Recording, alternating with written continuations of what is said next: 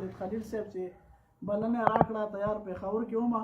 خوشحاله یم چې برخمن شوم ستاسو د ناستې نه. خپل یو غزل مخکې یو څو شعرونه ستاسو شعرونه دي چې مونږ ته راخاندي هم په مونږ پورې خندا هم کوي،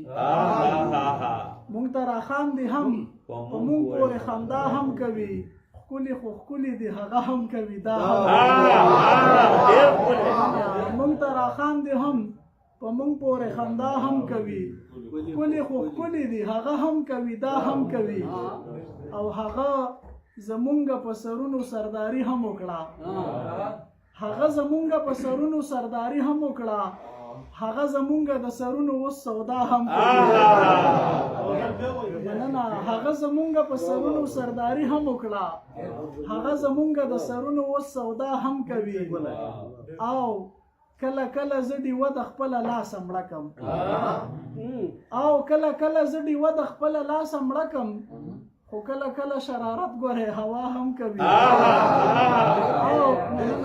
او کله کله زه ډیوه د خپله لاسه مړه کم، خو کله کله شرارت ګورې هوا هم کوي. د غزل مطلب نوی غزل دی چې د ساقي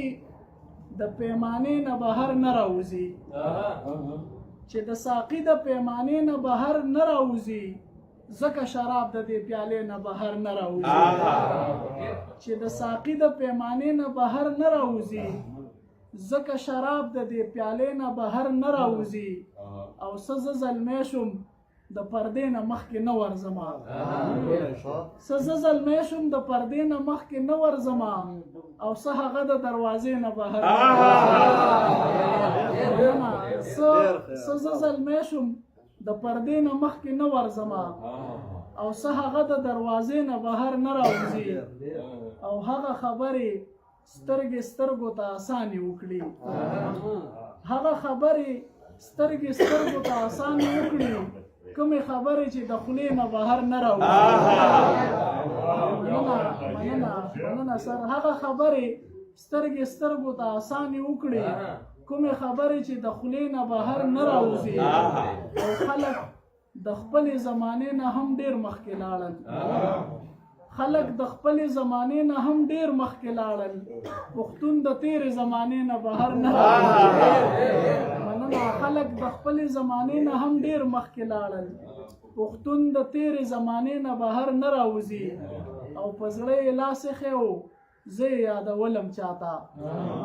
په زړه یې لاس ایښی و زه یې یادولم چاته، هغه مې دلته دی د دې نه بهر نه راوځي. مننه. په زړه یې لاس ایښی و زه یې یادولم چاته، هغه مې دلته دی د دې نه بهر نه راوځي، او لمر د چا سره د ورځې نه دننه نه ځي، لمر د چا سره د ورځې نه دننه نه ځي، سپوږمۍ د چا سره د شپې نه بهر نه راوځي. مننه. لمر د چا سره د ورځې نه دننه نه ځي، سپوږمۍ د چا سره د شپې نه بهر نه راوځي، او د مقطع شعر دی چې زور د جمال دی په سینه کې تنګ کړی دی، خو زور د جمال دی په سینه کې تنګ کړی دی، خو زړه د کمال دی د سینې نه بهر نه راوځي.